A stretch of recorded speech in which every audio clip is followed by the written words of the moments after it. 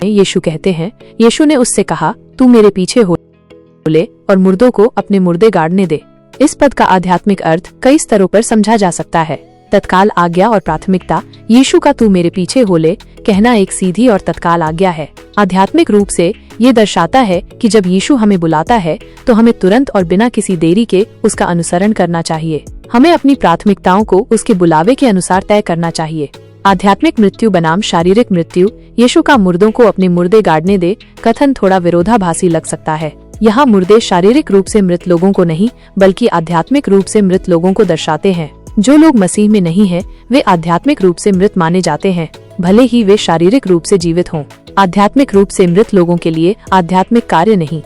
यीशु का अर्थ है कि जो लोग आध्यात्मिक रूप से मृत हैं, वे आध्यात्मिक जीवन के कार्यों को नहीं समझ सकते या उन्हें प्राथमिकता नहीं दे सकते। शारीरिक मृत्यु के बाद अंतिम संस्कार एक सांसारिक कार्य है, जबकि यीशु का अनुसरण एक आध्यात्मिक जीवन का मार्ग है। यीशु उस व्यक्ति को कह रहे हैं कि उसे आध्यात्मिक रूप से महत्वपूर्ण कार्य को प्राथमिकता देनी चाहिए, यानी उसका अनुसरण करना चाहिए बजाय सांसारिक रीति रिवाजों में उलझे रहने के।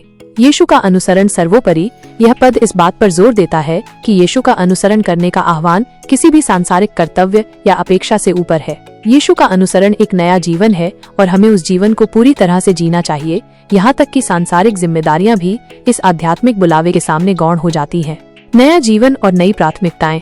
जब हम यीशु का अनुसरण करते हैं तो हम एक नया जीवन शुरू करते हैं जिसमें हमारी प्राथमिकताएं बदल जाती हैं। जो चीजें पहले महत्वपूर्ण थीं, वे अब उतनी महत्वपूर्ण नहीं रह जाती और आध्यात्मिक बातें सर्वोपरि हो जाती हैं।